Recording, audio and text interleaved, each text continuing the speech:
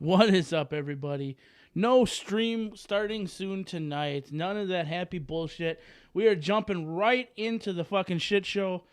Man, I did not think this was going to happen tonight. For some reason, my computer was not hanging out with me as much as I wanted to hang out with you guys. It was having its own way with things. But we are here. We made it work. I don't know how much life is left in my capture card, but we are going to make this work tonight. Well, how the hell is everybody? It's been an incredibly warm week for pretty much everybody in the United States. We are surviving the best we can here, and I'm still getting things going, so don't mind the fact that I'm not staring directly in your beautiful, beautiful eyes. But hey, we're here. We're doing it. And we'll get through this. We will get through this, folks. Just like anything else, we always get through it. Dr. Catmilk's here saying, how is everybody? We are alive. We are alive and mostly well. I don't know, man. It has been an insane... Are you sure? Are you sure? It has been an insane week. I don't know, Mrs. Pineapple. Is everything okay? How is everybody? You all right? So, Mrs. Pineapple is currently sacrificing her life and limbs to take care of both of my children who are still awake because they don't want to cooperate. So we may have special guests on the show tonight. I do not know. Tornadoes apparently touched down near work. Thankful he's at the lake and away. Well, that's good. I'm glad you're safe, Cat Milk. Hopefully your work is too. As much as we hate going there, we never want to see our works disappear overnight. So, it has been an absolutely crazy week in 2A this week. We probably are going to forego doing any of the music stuff we normally do on these when I don't have guests, different things like that. And just legitimately talk about Second Amendment news. That's why the title of the stream was 2A Madness. It has been, I'm sure you're well aware, an extremely weird week in Second Amendment news. We've got infringements on one side. We've got people trying to de-infringe on the other. So I'm up. We're live. And a Lego gun got a guy raided. Yeah, you've seen that too. Interestingly enough, yes, a Lego gun got somebody raided.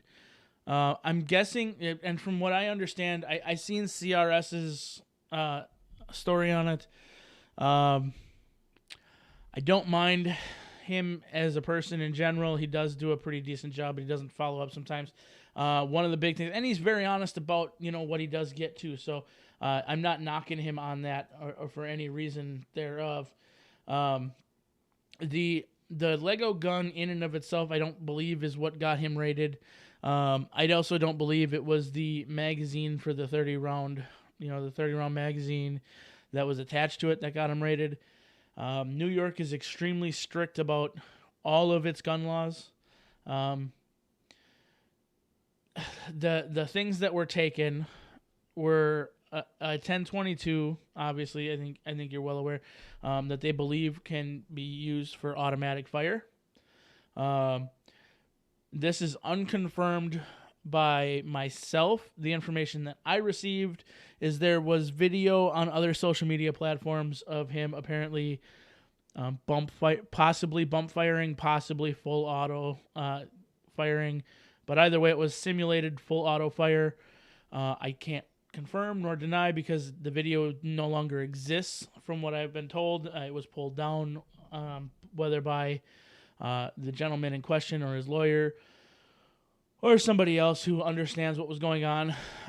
It looked like there was simulated full auto fire from the apparent 1022, and the 80% lower that was taken into custody, from my understanding, I believe it was just the lower, and I believe it was still in an 80% configuration. So technically, other than the fact that in the state of New York you cannot build an 80% firearm, I don't believe that he can be charged for that. So That, like I said, none of that is confirmed nor denied. I'm not extremely familiar with the case. I'm going based off of information that was given to me by a source I consider to be credible, but again, it's hearsay because I can't confirm it, and I think CRS is very much in the same situation, except he received some information specifically from the gentleman in question. But what do I know? I'm just an idiot in Wisconsin, where our legislature, in news, I did release a video on it earlier this week, passed the Assembly Bill 293, which is mostly just placation. It's just kind of, just putting it in the wind. There's two sides to that. Number one, it doesn't really mean anything. Number two, it puts all the cards on the table of what we would really want, right? If you're in a fight, you don't show them all your moves, right? Well, that's exactly what happened with Assembly Bill 293. They went out, they put everything on the table and said, this is exactly what we would really like to do. And I don't disagree with it. I don't disagree with most of it. There's a couple things that are kind of iffy, kind of questionable. How do you enforce it? How, sort of situation. But all in all, I like the direction it was going. Essentially nullifying all federal regulations when it comes to firearms in the state of Wisconsin, which would make it a true Second Amendment sanctuary, unlike some places that have passed to a sanctuary. It just basically all the stuff that has been passed is more along the lines of, we don't want you to impose new laws, whereas the Wisconsin bill that was put in place goes, we don't want you to enforce. I like that. I'm sure most of the gun community likes that. Unfortunately, the state of Wisconsin, it will not pass the governor's desk. There's no way in hell that bill passes the governor's desk. So, again, it's kind of pandering. It's just pandering to a base, trying to get votes. And, maybe the groundwork is laid for them to push this through once they get a Republican governor in office, or at least a non-Democratic governor, non-anti-gun governor. I don't care if it's Republican or Democrat, as long as it's not anti-gun, not anti-America, like the majority of these politicians today. And I say majority because it literally is a majority, which is kind of evidenced by other news where 141 congressional members actually submitted a demand to the ATF to withdraw their pistol brace, definition or rule that they put out there. It sounds like it's a huge win. Wow, 141 members of Congress, or the congressional members, they reached out and they said enough's enough. Pull that damn thing. Sounds great on the surface, and people will report it to make it sound like it's a great thing. Failure to recognize that there's 535 members of Congress, congressional members in Washington, D.C., is the other side of that. So there are legitimately 26% of the congressional members decided to, go against it. Who do we got all here? We've got special guests in the house, as I said. They apparently are going to go hide because they are shy. Number one, we've got the dog. YouTube is not receiving enough information. This is great. You guys came down at the perfect time. We're buffering. We're having fun. Look at buddy. Say hi. You gonna say hi? What about you, Pinky? Hi. All right, so we got. I'm hoping we're not buffering too bad. YouTube says we're missing some information. I'm looking like I'm dropping a couple frames, but I think we'll be all right. Yeah, look at this sissy. Look who's here. Rowan. Yeah. So this is the little pineapple guy over here, and then we got Pinky over there. They just won't behave apparently. So we got some coloring kids, and of course the pointer's running around here somewhere. So. Jumping back into kind of the conversation of what we got going on. like I said, 141 congressional members demand the ATF pull the brace rule. Yeah, and of those 141 members, I believe the majority of them are obviously Republican. But like I said, that's only 26% total members of Congress. So there's that. Marjorie Taylor Greene is another one that's in the news, where she submitted a bill to abolish the ATF altogether. The ATF, in and of itself, obviously has done nothing very good over the years. I apologize. What is going on over here?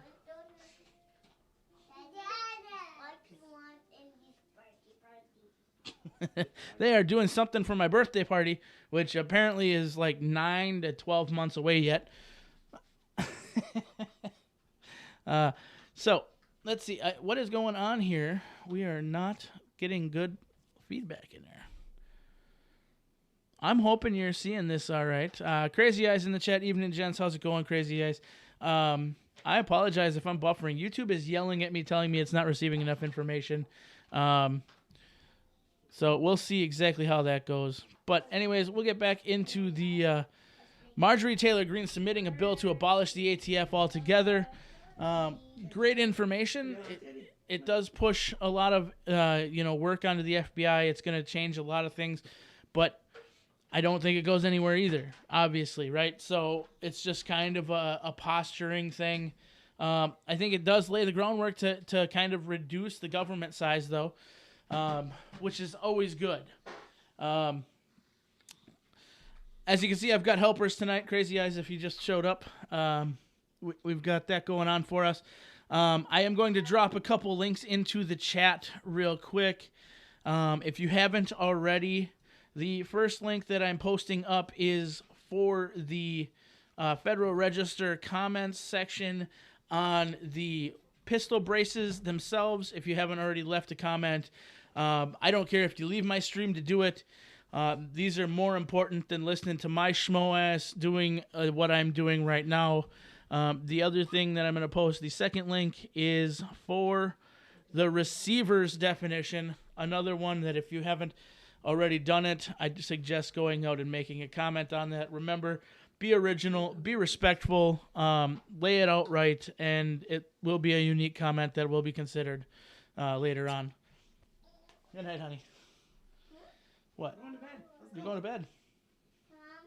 I want to sing happy birthday. She's got candles and everything, folks. She has got candles and everything. She's going to sing happy birthday. So I'm going to actually, here, you know what? Here.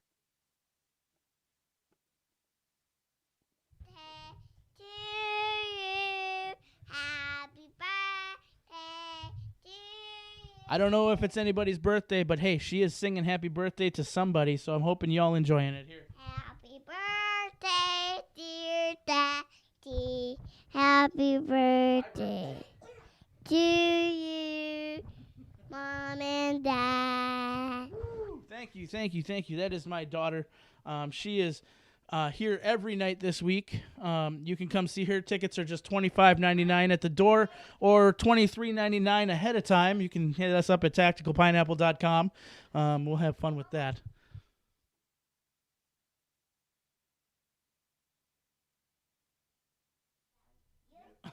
I got to blow up my candles, folks. Just 1 second. Perfect. We blew out the candles. Apparently it's my birthday, folks, which if you don't know, it's in actually April. So, all right. Other 2A news. Obviously the big one, Texas signing constitutional carry. Huge one. Kind of disappointed that it doesn't take effect immediately, but hey, you know what? Constitutional carry in any state is constitutional carry. It's cool. I'm okay with it anywhere we go. One thing to keep in mind, folks, everybody keeps talking about how great Texas is because they passed constitutional carry. Here in the United States of Wisconsin, we have constitutional carry. You are welcome to open carry constitutionally anytime you want. You do not need a permit to do it. However, majority of the time of the year, most people don't do it. Therefore, it is not technically culturally acceptable, so people will call the cops on you, and you'll have to deal with that bullshit. Hopefully, people in Texas don't have to deal with that. So, well, what do we got going on? Concurrent viewers 1 right now. Wow, we're doing good. I don't know if you guys are even getting this just because of this stream, but I'm going to continue going. We're just kind of muscling through the Second Amendment news for the week, guys. So, other news, obviously, Mark McCloskey was the big thing that came out today. If you don't remember Mark McCloskey, it's the whole Mark and Karen situation from down in the St. Louis area. Defended their house with their old, unused, untrained firearms. Mark McCloskey pled guilty today. They dropped the felony charges, said he was using his firearms to basically threaten imminent harm and blah, blah, blah, some weird crime, and said, yeah, that's exactly what I was doing because, damn it, that's what I was doing. That was the whole intent, so he pled guilty to it. Implications for other people, this doesn't get to fight. This does not get a fight to constitutionally defend his home, but I guess some people just want to walk away from it. And to be completely fair, the 2A community basically turned their back on him the second they were done with the major news push right at the time because, well, frankly, that's what we do. Like I said, we need to get behind individuals who legitimately need to be gotten behind. Like, it's just absolutely crazy. How do you get charged for threatening a goddamn threat? You threatened a threat, right? So, in certain places, there are weird crimes, man. I mean, in the state of Wisconsin, technically, Rowan just found my wife's drink. That's good. Hope he drank some of it. Maybe he'll sleep. Totally a joke, everybody. But anyways, yeah, threatening a goddamn threat. So it seems stupid. But in the state of Wisconsin, there's literally stupid crimes. Like, you cannot own a restaurant in the state of Wisconsin and serve margarine. If you put margarine on a table in a restaurant in the state of Wisconsin, you are committing a Class A misdemeanor. Crazy. Crazy stuff to think about. But there are stupid laws like that all over the country, and this is one of them in that area, and they're going to prosecute to it. And because, well, the way he interprets the law, the way his lawyer read it to him, he believed he did that. Therefore, there's no sense in fighting it because he was guilty of said crime. And he was unapologetic about it, said he would do it again, which I appreciate and respect. In Florida, it's illegal to molest alligators. Well, in Florida, you need laws like that because, well, Florida, man. So, that's really all I got to say about that one.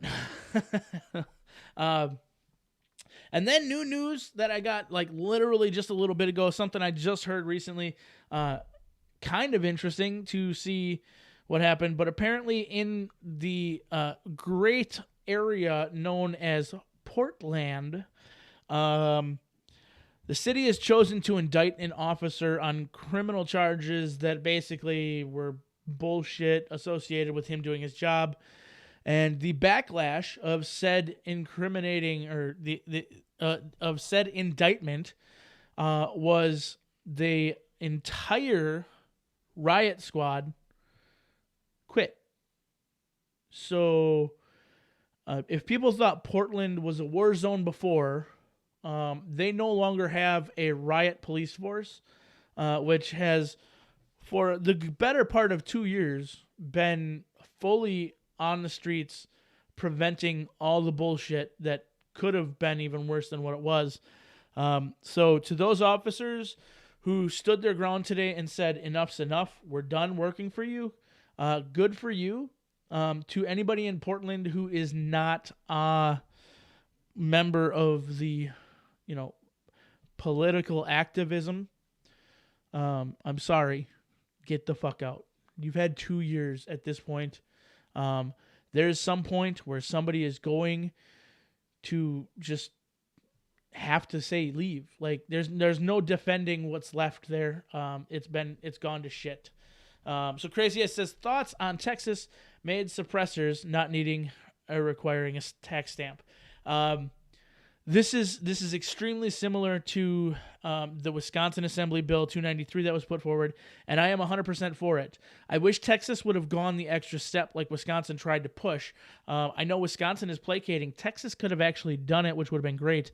But if Texas needs to take that to the next level. It's already written. It's already structured. Anybody in Texas should pull up Wisconsin Assembly Bill 293 for 2021 and submit that to your senator and say, please read through this. Submit something like this to Texas, because I think it could work in Texas.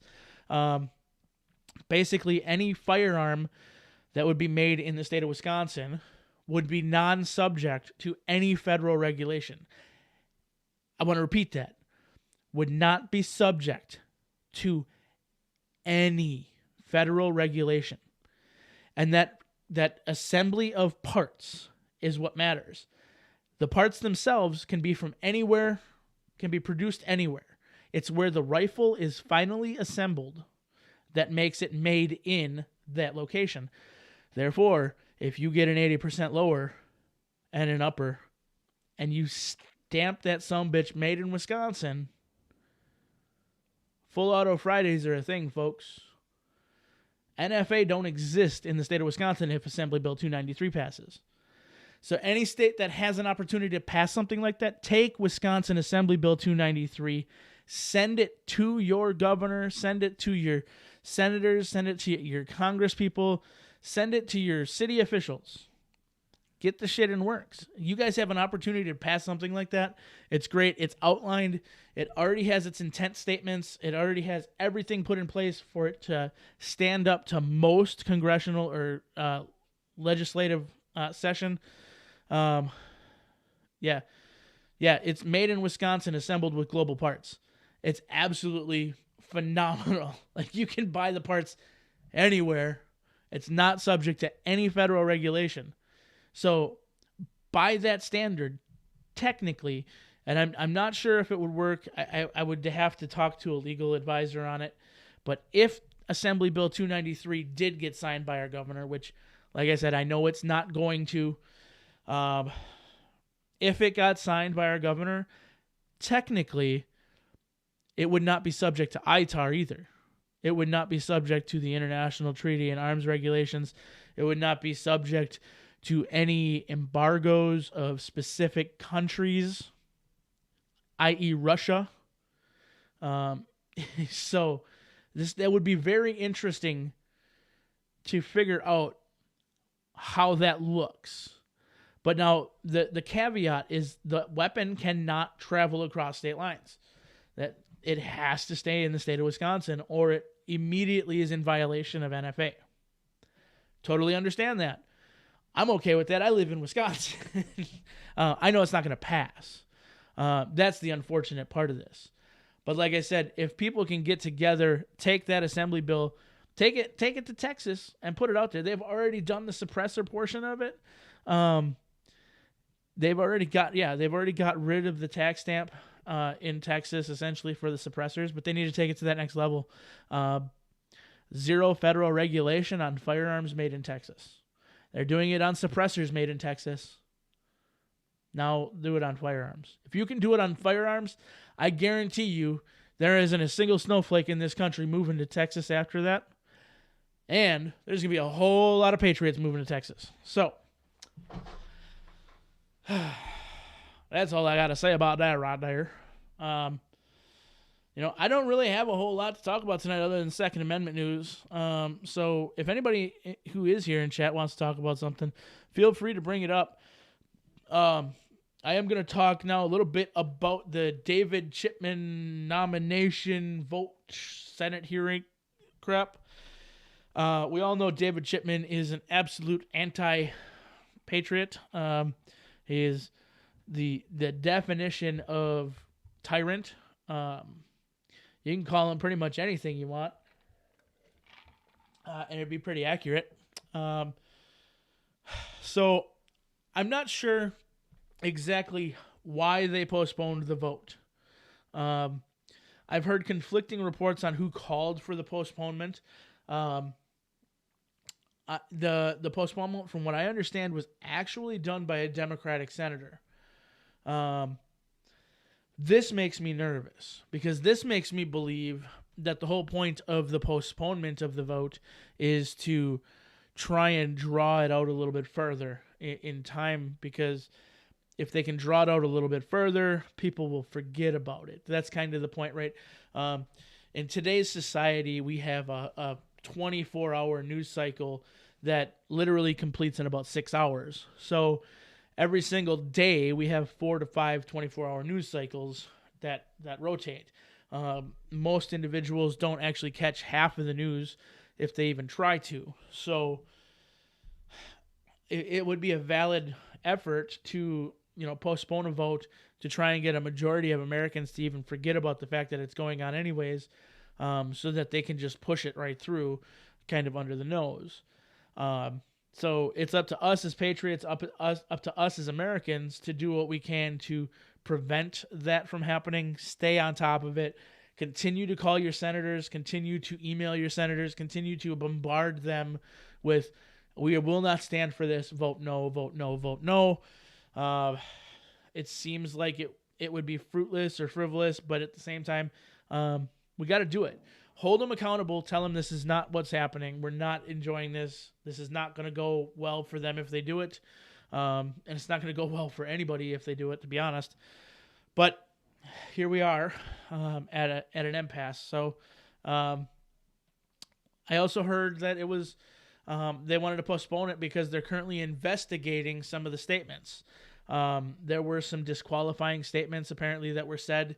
I did not get to watch a lot of it, but his history and everything was 100% fair game. And one of the questions that was asked was if he had ever lost or had a firearm misplaced while he was with the ATF, to which he said no, absolutely not, which was a bold-faced lie based on testimony and previous record access of his stuff. So apparently at some point while he was employed with the ATF, he had a firearm stolen from his vehicle, which is a big no-no because, number one, your firearm should never be stored in your vehicle.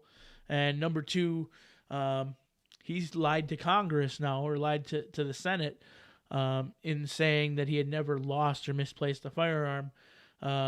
Theoretically, the interpretation says he'll probably not get charged with lying because he'll just say, I was asked if I lost one. I never lost one. I had one stolen, which is different. Lost means you misplaced it. Stolen means it was taken from you, which could happen to anybody. And it legitimately could happen to anybody. Somebody could come into my house right now, ransack everything, take it, and it's in the basement at the Alamo.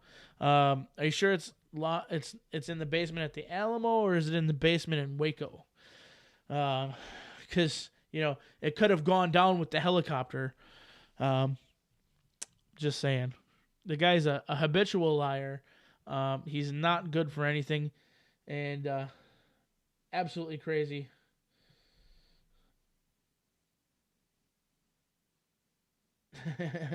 So, sorry, I just got a text. I had reached out to somebody about being a guest, and they said, sorry, totally forgot about it. He's in the chat now. What's up, Josh? No, it's not a big deal, but life goes on, man. I asked you this morning about it. It's all good. Not a big deal. Do what you got to do. I get it. Enjoy your vacation. I'm just kind of hanging out, talking 2A at this point. So, to everybody who is here, just wish Josh a great vacation, and tell him not to worry about it. We'll get him another time. We'll have some fun. I just wanted to put it out there as an opportunity or whatever, and I'm cool with it. So, like I said, you could tell me up until 5 minutes before I hang up the fucking shit show for the night, and we'd be good. He missed the birthday song. Yeah, no, you can, if you really want, you can go backwards in time. And my daughter was on here. She sang happy birthday to me, apparently.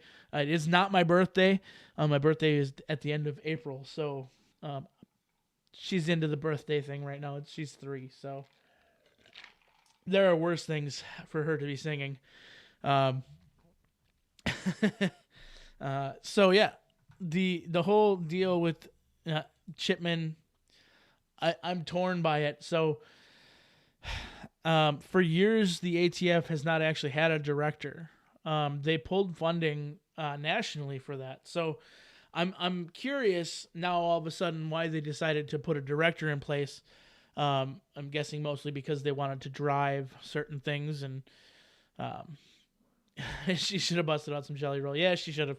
But hey, she's into birthday songs. So David Chipman being put into the director position is obviously problematic for the U.S. It's problematic for America. It's problematic for everybody. But the fact that they're considering a director of ATF again is unique. It presents a unique circumstance, which I'm pretty well versed in, if I do say so myself, and it's pardoning of felons.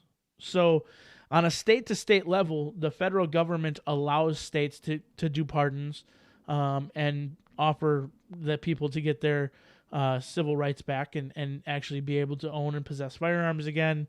And for the most part, this is controlled by the state, so long as the crime is a state-level crime. If it is not a state-level crime and it is a federal-level crime, the only opportunity for reprieval is through a presidential pardon.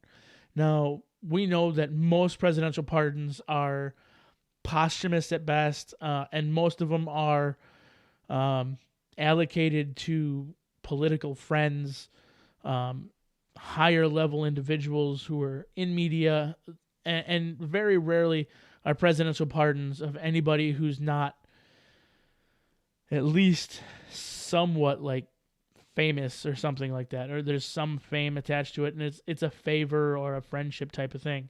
Unfortunately, that's the way it is for presidential pardon.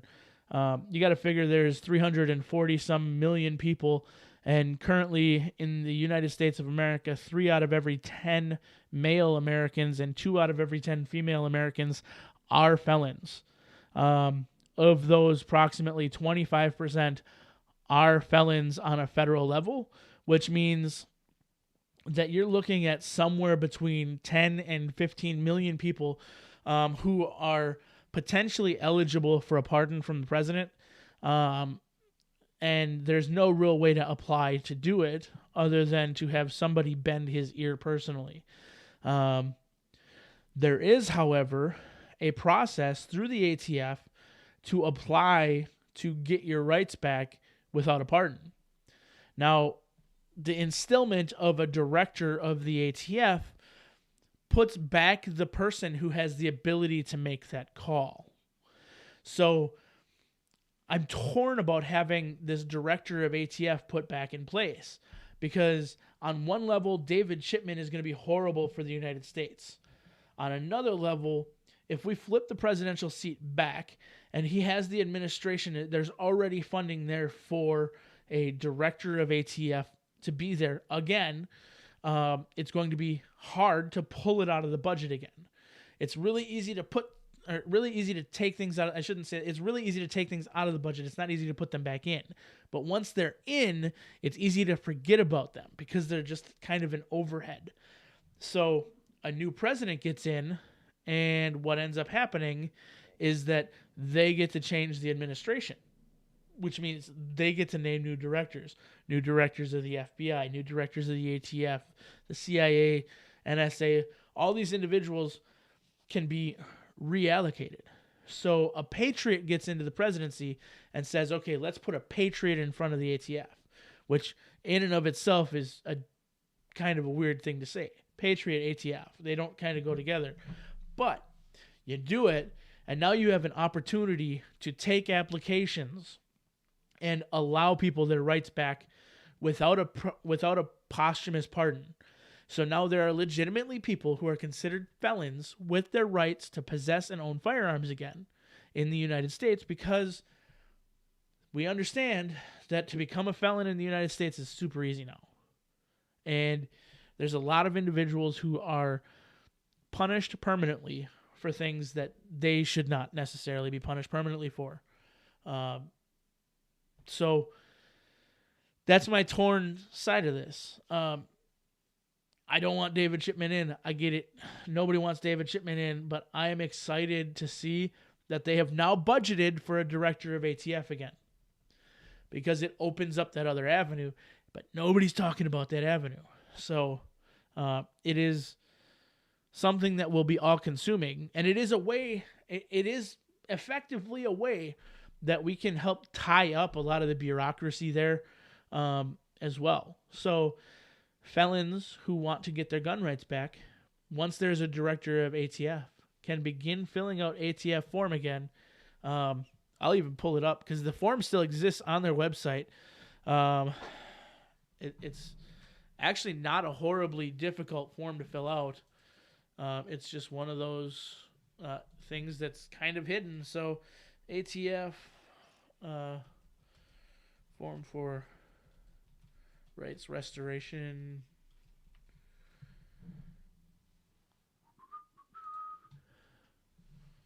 All right. So I pulled up the wrong one, but apparently there's an application for restoration of explosives privileges. Maybe I should fill that one out. That one sounds fun. All right. All right. The disabling. Yeah, we go. A person convicted of a federal offense may apply for a presidential pardon. 28 CFR Part 1 specifies the rules. You may contact the pardon attorney's office at this point and the U.S. Department of Justice to inquire about the procedures. They've removed that as an option on there. Huh. So that's interesting. They've actually removed what looks like the process. I'm going to have to go back and try to find that. So there used to be a process for restoration of rights through the ATF, but it was not something that could really happen because it all lied on the director of the ATF approving individual applications. So, wow, that's new. I'm going to have to do some digging on that. That may be a whole video in and of itself because they are coming out and they're saying and they're changing these rules and they're being publicly open about some of the rules that they're changing. But there's some of the stuff that's apparently changing behind the scenes that nobody's saying anything about. That's interesting. That's very interesting. So I'll go ahead and share screen here just so you guys can see. ATS website, who we are. These are the forms. There used to be a form in here for applying for your restoration of rights, which is interesting. And it's not there anymore. All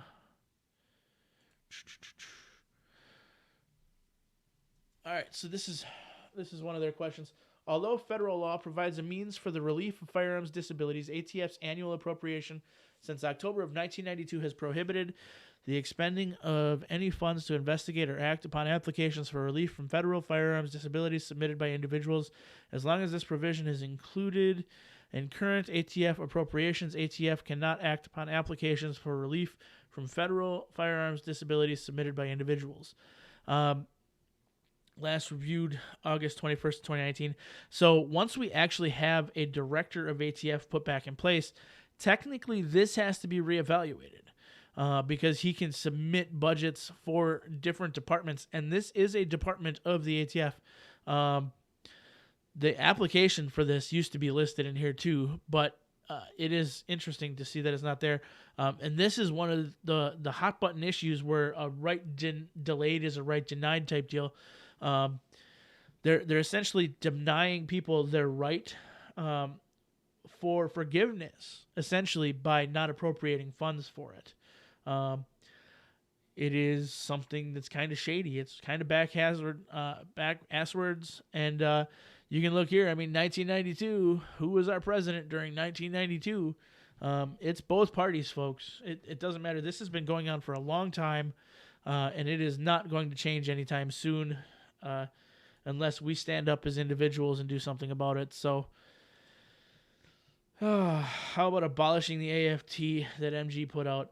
Yeah, and I'm fine with that. I get it, but the abolishment of the ATF under what she did, it's really just pandering. I know deep down we're all excited. It's like, yeah, she did it, and it's just pandering. Though we know it's not going to go anywhere. It has to pass two Democratic houses of legislature before it even gets to the Democratic president. So Best bet would have been to hold on to this until you flip some of the legislature.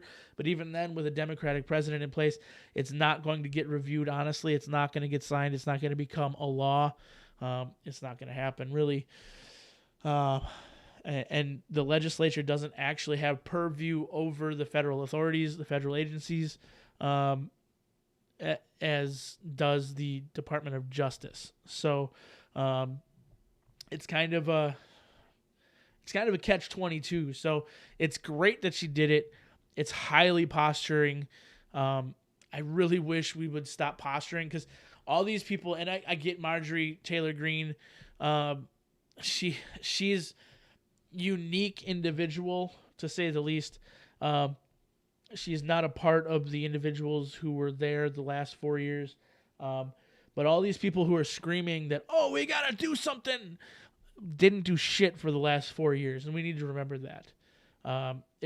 We have to get rid of this pandering and placating to the base and get down to the brass tacks of who's actually fucking doing something. And the majority of individuals in there aren't. I like Ted Cruz. I like how brash he is sometimes, but I think a lot of times what he says and what he does are literally just pandering to the base. He may be a really cool dude in person, but he's been in government long enough where he could have done some of these things that he's been trying. Well, we had the House, well, we had the Senate, and we had the presidency, and none of them fucking did it. So at the end of the day, everybody wants to sit here and call all these people these great individuals, and look at Ted Cruz. He's wearing a come and take it mask. Well, motherfucker, you had an opportunity to change shit to where people could not come and fucking take it, and you didn't do it.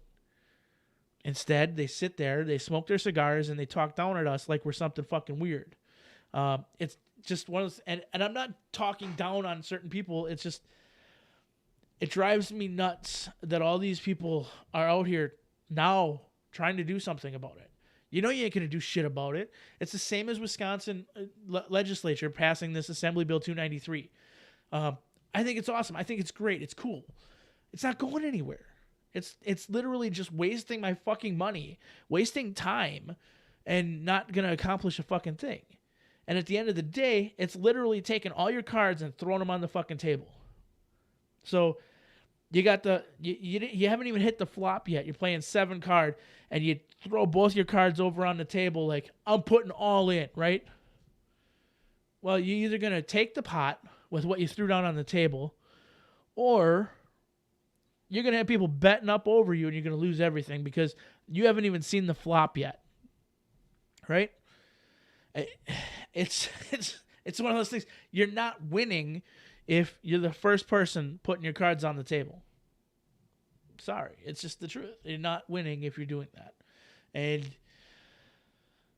it's a hard truth that some people just need to get in their head, because, and it's nothing against any of you guys. It's not that. It's just like, I'm just tired of hearing a lot of this stuff. And it's not, like I said, it's not about you asking about it. It's about them putting all this stuff out there and people eating it up hook, line, and sinker like it's something fucking special.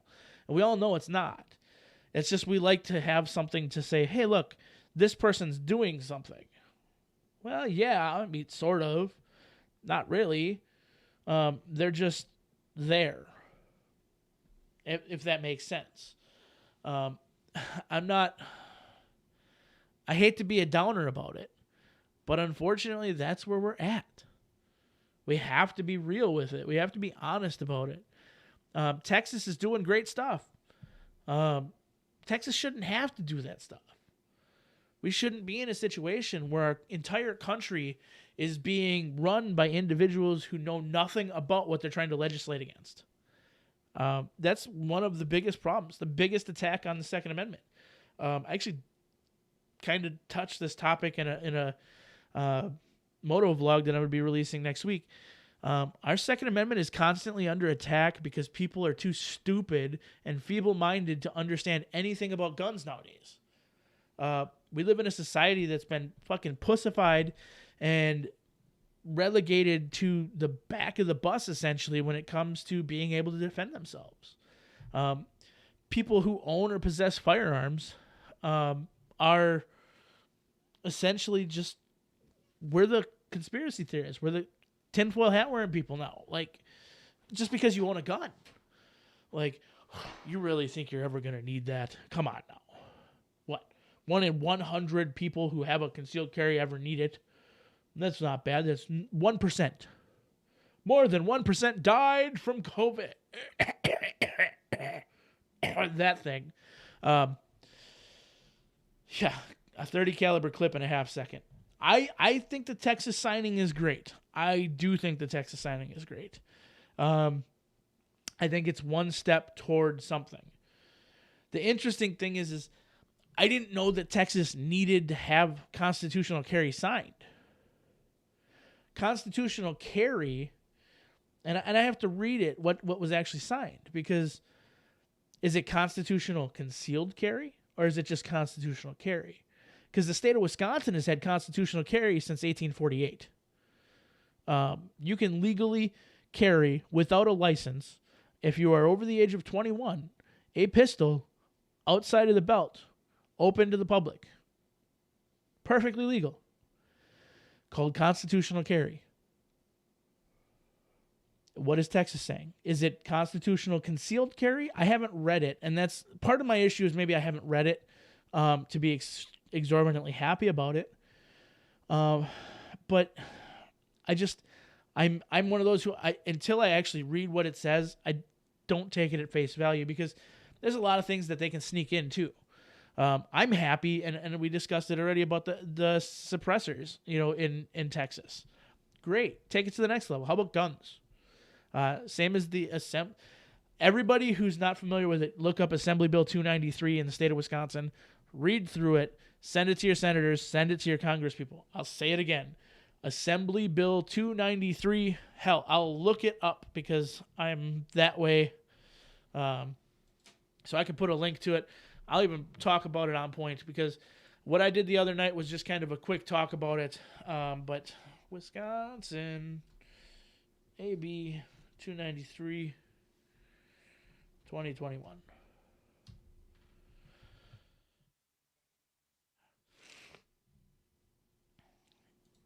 All right, so a PDF, opening it up.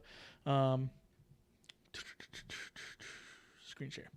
All right, so to the Assembly Committee on State Affairs, this is the statement on Assembly Bill 293. So, Second Amendment sanctuary proposals like Assembly Bill 293 are meaningless and unconstitutional. This is a statement from somebody. So this is, I'm going to hold that, but I'm going to go back here. We will go open that link in a new tab, because I want to read that. But so here are the bills. We'll go here. This will do view latest bill text. So passed the Assembly. So this bill requires manufacturer of firearms in the state of Wisconsin to include a stamp on the firearm that reads "Made in Wisconsin" or a similar stamp. This requirement applies only to firearms manufactured after the effective date of the bill. At first text reading that, I was like, well, that's shit. Why would I want to do that? And then I read on, and under this bill, a firearm, accessory, or ammunition that is owned or manufactured in this state and that does not leave this state is not subject to federal regulation under the Interstate Commerce Clause of the U.S. Constitution. Also under this bill, if a person incorporates a firearm component from another state into a firearm manufactured in Wisconsin, the incorporation does not subject the firearm to federal regulation under the Commerce Clause. In the case of the challenge to this provision, the legislature has included an intent statement that finds authority for it in the 2nd, 9th, and 10th Amendment of the U.S. Constitution and in Article 1, Section 25 of the Wisconsin Constitution. The bill also prohibits from enforcement of federal act, law, statute, rule, regulation, treaty, or order that takes effect after January 1st, 2021, if it bans or restricts any semi-automatic firearm, assault weapon, or magazine, requires registration of firearms, magazines, or other firearm accessories, regulates the capacity of magazines, regulates the quantity of ammunition or bullets an individual may possess, prohibits types of ammunition or bullets, or requires the confiscation of a firearm.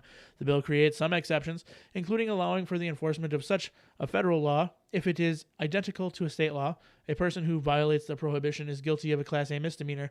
Finally, the bill prohibits any state agency or other body in state government and any local governmental unit from expending monies or using other resources to confiscate a firearm, firearms accessory, or ammunition that is unlawful or that is lawfully possessed under the laws of Wisconsin. Because the bill creates a new crime or revises a penalty for an existing crime, the Joint Revenue Committee on Criminal Penalties may be requested to prepare a report.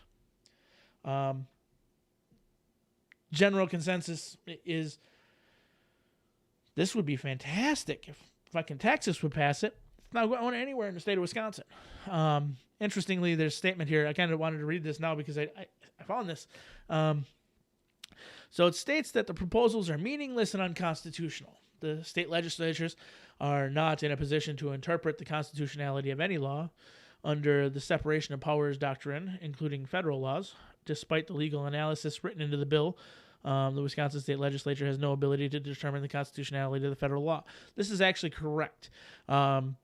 That's a true statement. However, intent statements that outline the authority of them to have it are just precursors to what they know is going to be a court battle, and it's just an opportunity for them to say, hey, before we even start, we're going to be citing these constitutional amendments. Prepare your citations in accordingly. So the U.S. Constitution grants the federal judicial branch the unique authority to interpret the constitutionality of laws passed by the federal legislative branch. This is true. And of actions passed by the federal executive branch when states turn to nullification as a remedy for perceived unconstitutional infringements in the context of school integration. The Supreme Court clarified that it is not the states, but rather the court that is supreme in the exposition of the law of the Constitution. Thus, this Second Amendment sanctuary bill, which attempts to nullify federal gun law via the Commerce Clause, would itself be null and void. Last statement is not true. Two different apples and oranges type deal. There is grounds and standing for it. So then saying state level sanctuary laws violate the Supremacy Clause. The Supremacy Clause provides that the federal Constitution and federal laws are the supreme law of the land. It also establishes the principle of preemption, meaning that if there is a conflict between laws, the supreme law takes precedence. As a result, if a state law conflicts with federal laws, it is invalid because state cannot interfere with the federal government's exercise of its constitutional powers. Thus, if a state sanctuary law conflicts with the federal law, it is invalid by preemption. As the federal 10th Circuit put it, when different governments differ in their assessment of danger, one must prevail. And the Supremacy Clause says that in these circumstances, it must be the United States. Well, two things. Number one, sanctuary cities sound familiar? So what about the cities saying that we're not going to enforce federal law on immigration policy so we can allow sanctuary for illegal immigrants in this United States to bypass federal law and live free and clear in their cities? So either you've created a hell of an argument against your own policies, or you're right. And, well, this is true. And number two, the federal government only sustains as much power as the local government, people, and officials will grant it in a local area.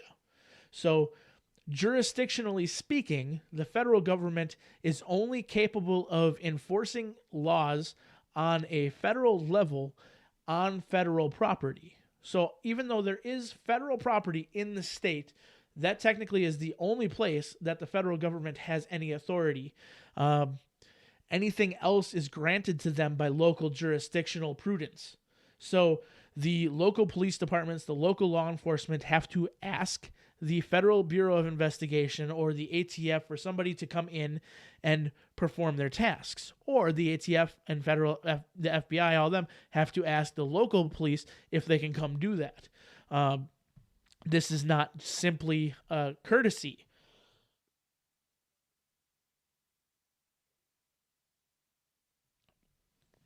This is not simply a courtesy. This is actually law, right? So they're giving them jurisdiction. They're offering them an extended olive branch of power for them to come do what they need to do, or to bring them in to help them with the resources. So if the local government refuses to enforce a federal law, guess what? It's not a federal law that's being broken. It is a local ordinance or local violation that they're ignoring. So, right there. The other portion of that, I'll even go number 3, marijuana. If talking about supremacy clause and all that stuff is how you're going to defend this, then how is it that state governments are able to legalize marijuana, which is federally outlawed? It's a crime federally to own, possess, use marijuana. Yet, how many states currently have legislation, bills, laws saying that marijuana is legal in their state? They refuse to enforce federal law on it. Right? So now what I'm talking about jurisdictional prudence prevails, because even in the states where it is legal for you to smoke marijuana, so say Illinois, say you go to Illinois or Colorado's had it for a while. It's there. Everybody knows about it. Go to Colorado and you've got a joint in your hand, and you happen to walk on the sidewalk in front of the federal office building for the FBI. Because I know there's one in Denver. Okay, so you walk on the sidewalk directly in front of the Federal Bureau of Investigation in Denver, Colorado.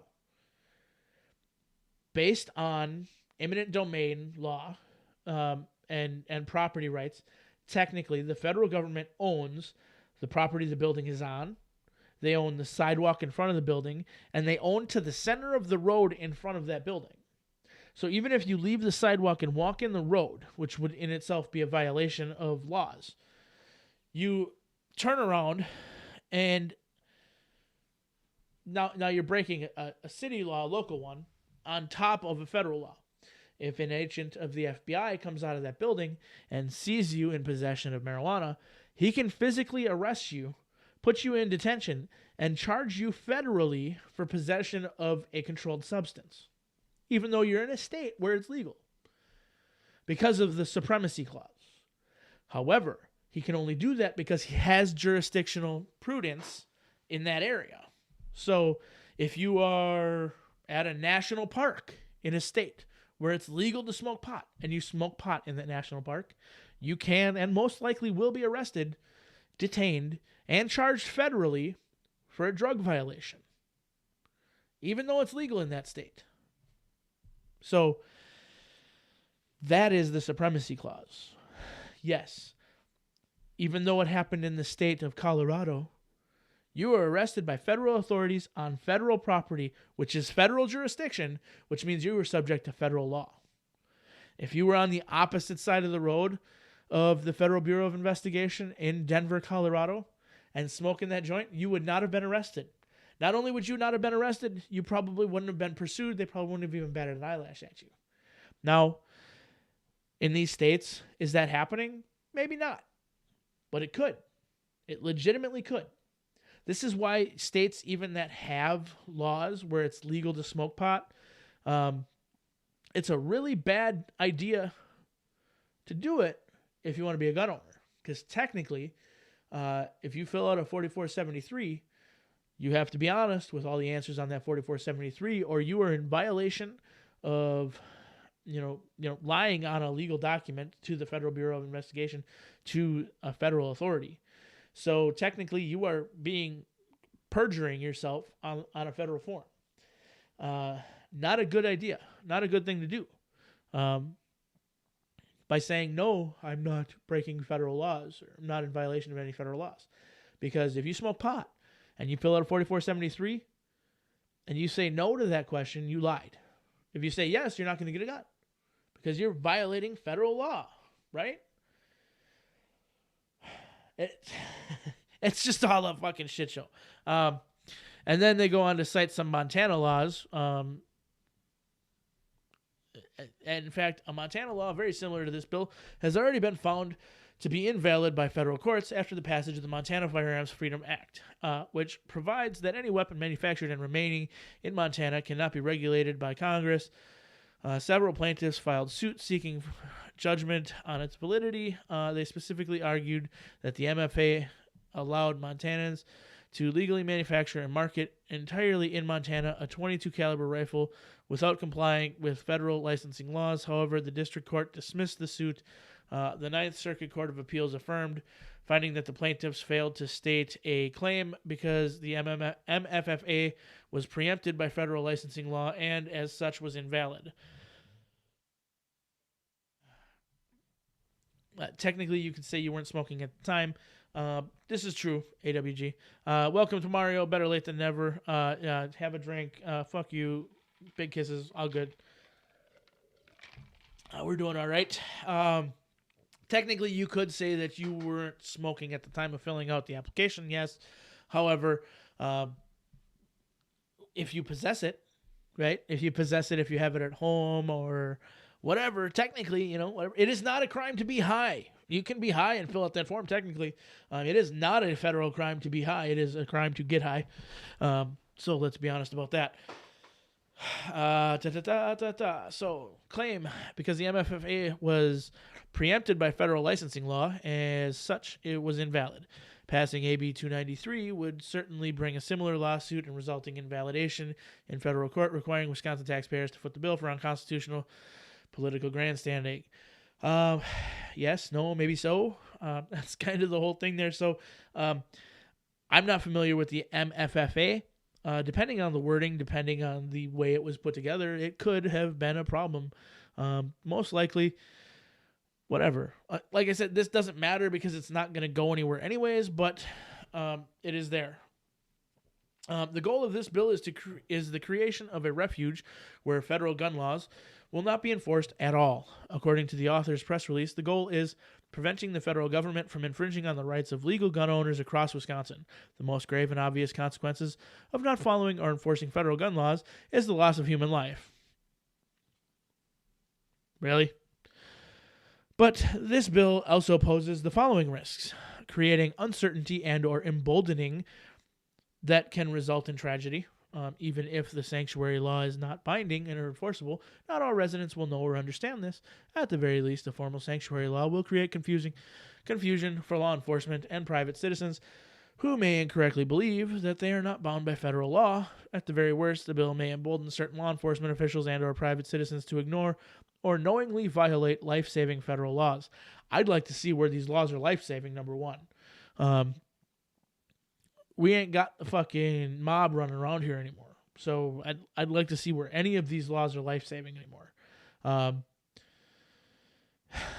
Yeah, interesting topic, right? We're reading a dissent bill on Assembly Bill 293 for Wisconsin right now. A dissent statement, essentially. So, at the very least, a formal sanctuary law will create confusion for law enforcement and private citizens. I don't disagree with that. Creating confusion is a problem, especially with a legal system set up the way it is.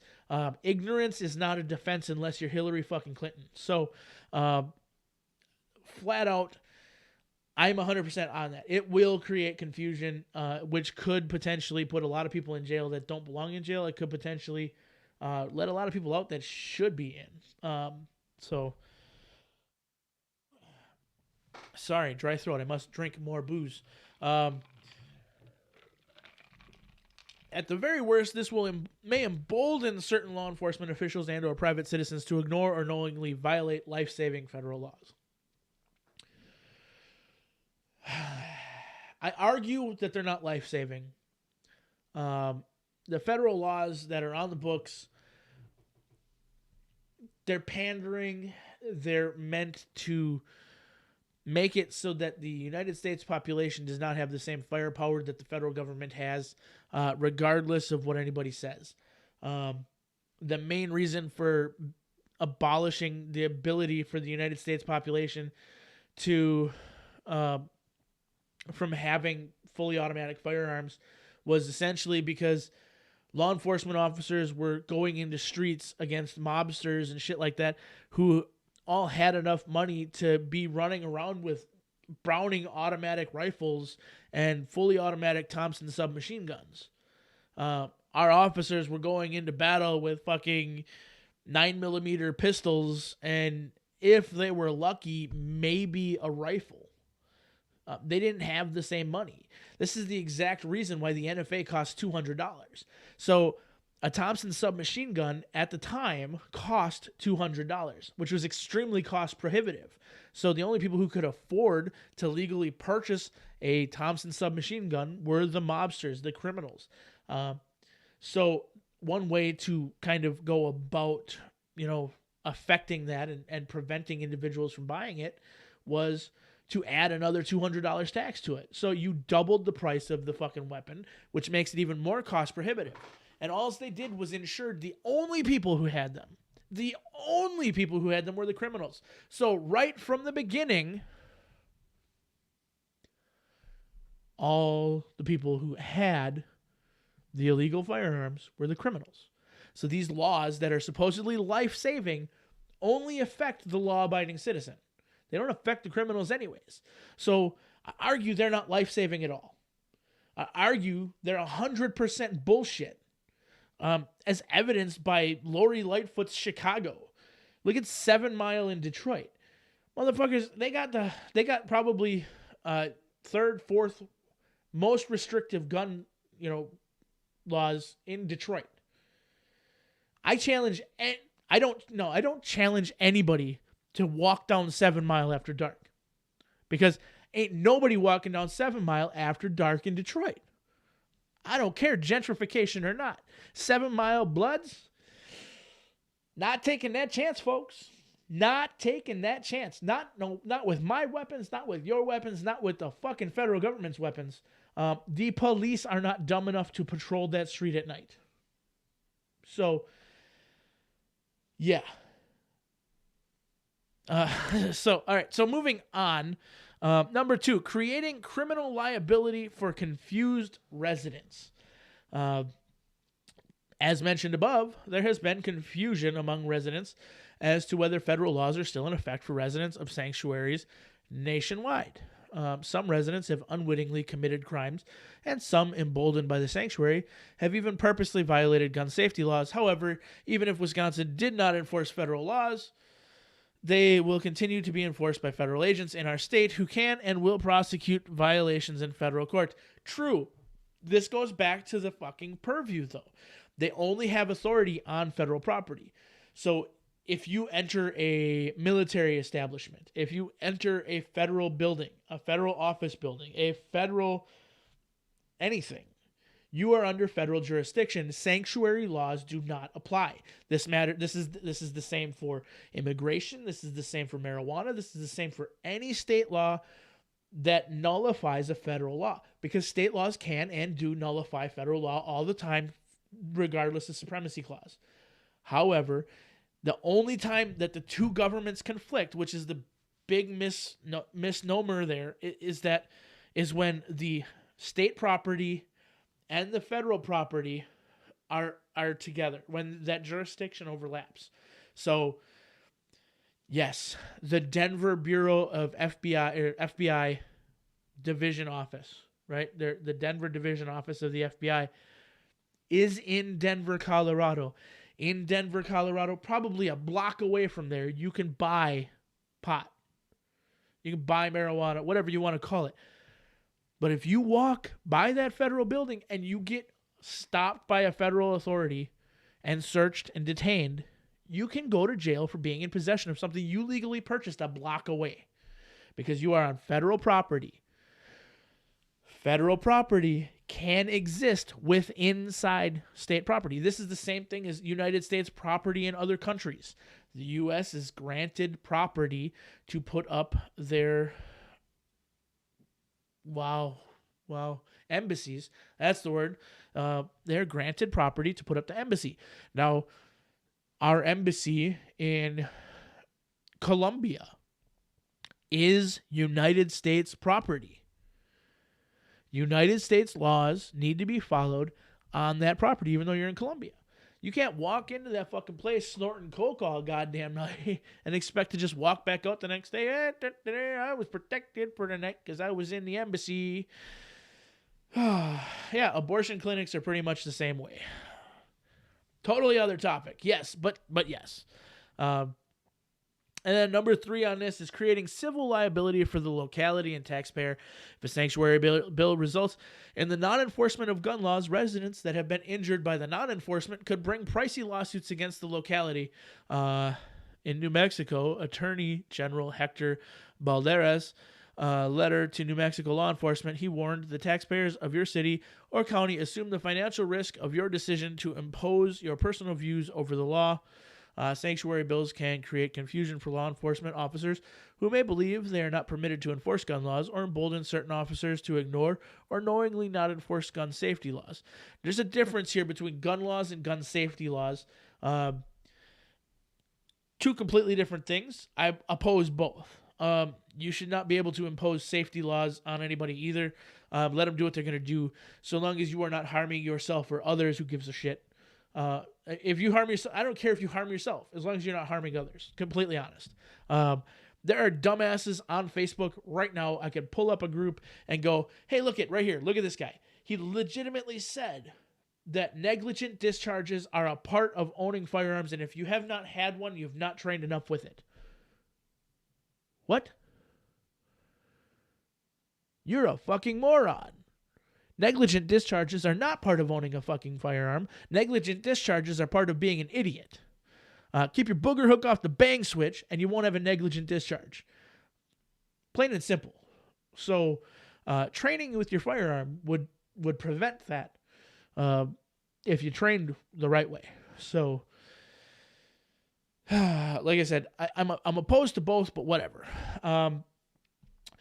When injury or death occurs from the failure to enforce, yeah, what the fuck? I know. Wisconsin has enacted a law that requires individuals subject to domestic violence restraining orders to relinquish their firearms to law enforcement. Yeah, that's normal. Individuals subject to domestic violence restraining orders to relinquish their firearms to law enforcement if an officer refuses to enforce this law and allows the abuser to keep a firearm stamped made in Wisconsin and the firearm is used to injure.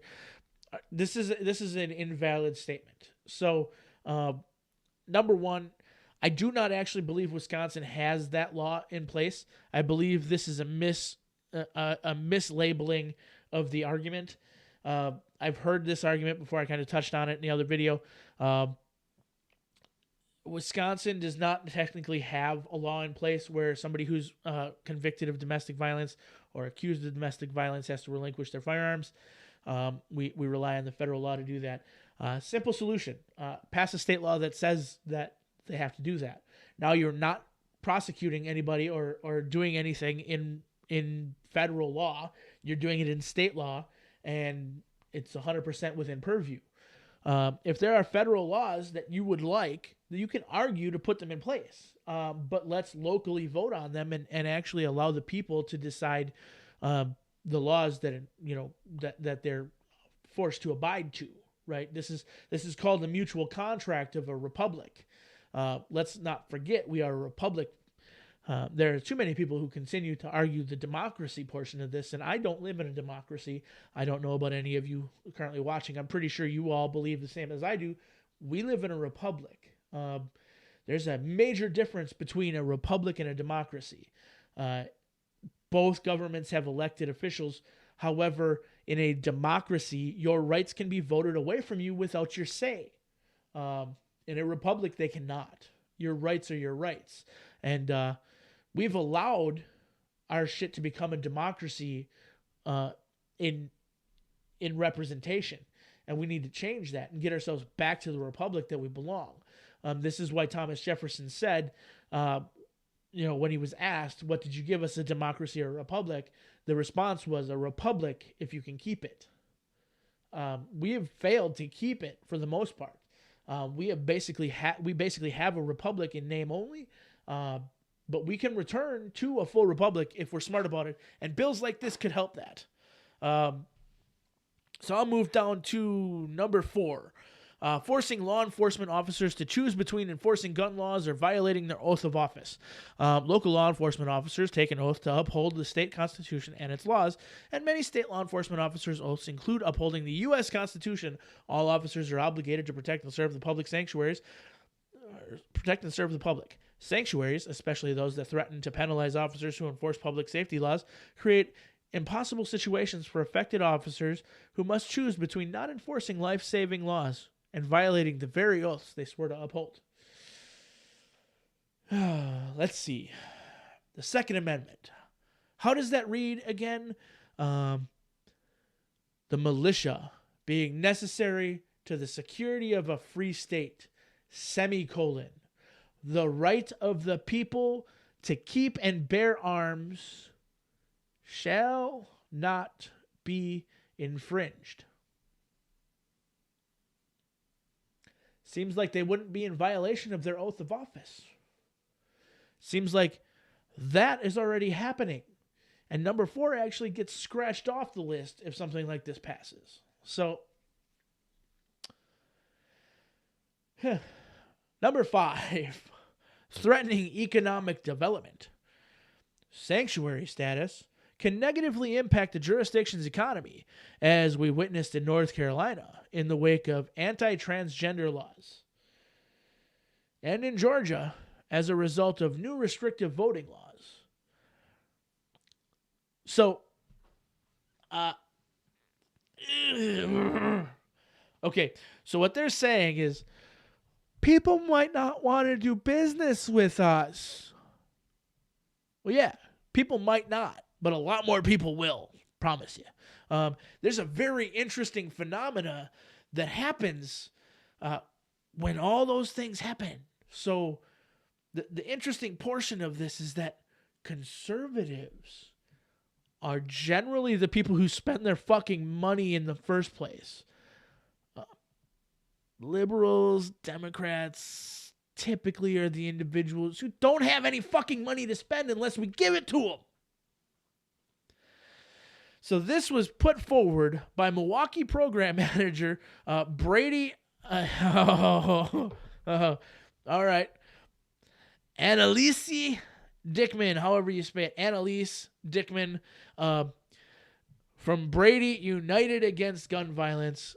If you haven't heard, Brady is one of the major proponents of our buddy David Chipman. David, I like to cook children, Chipman. They support him very heavily. So interesting. Very interesting.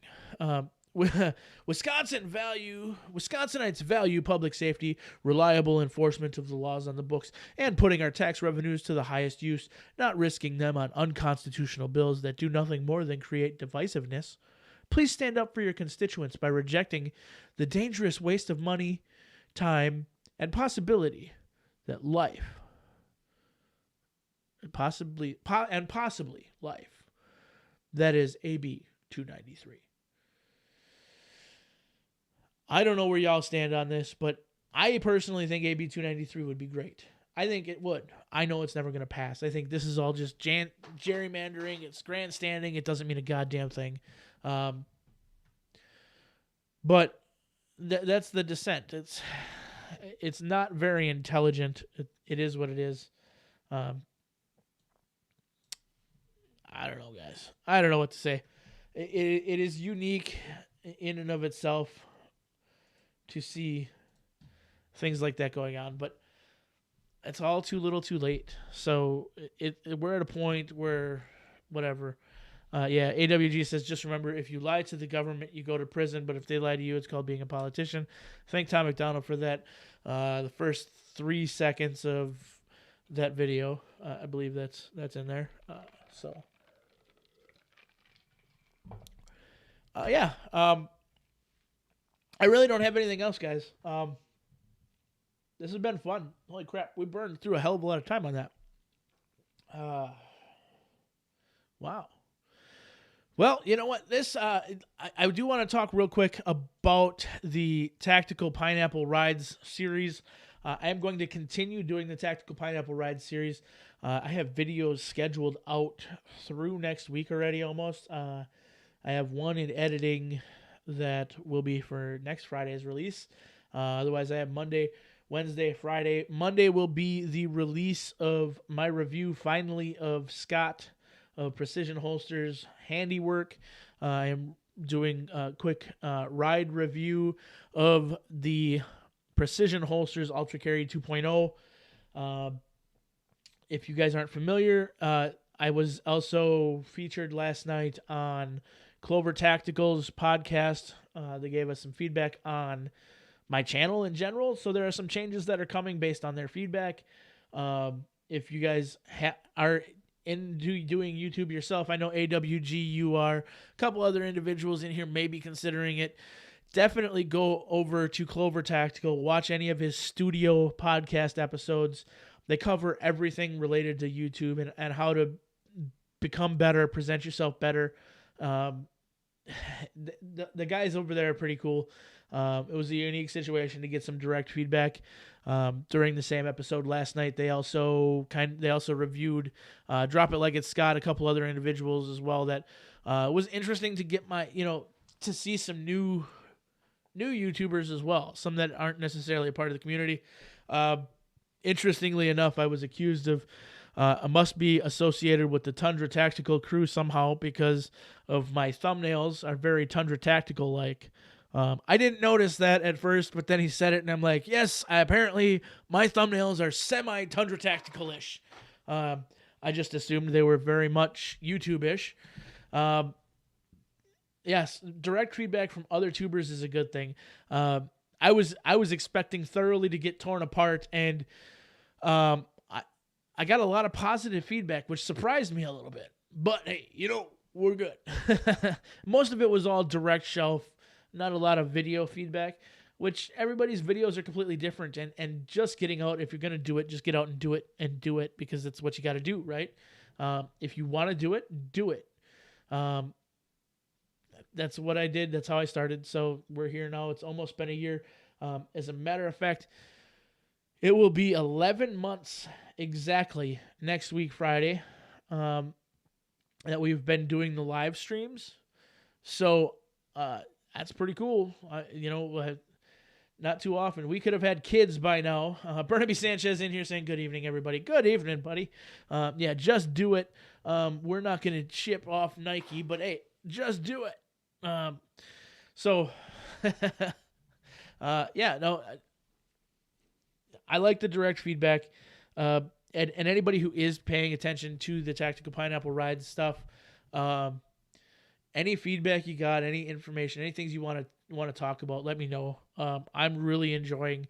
I wasn't sure I was going to enjoy doing the moto vlogs because, as I said in one of my earlier ones, it's kind of my time to clear my head and just kind of be alone with my thoughts.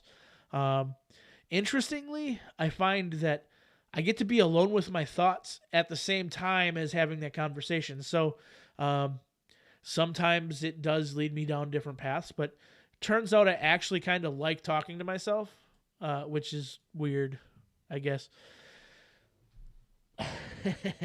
But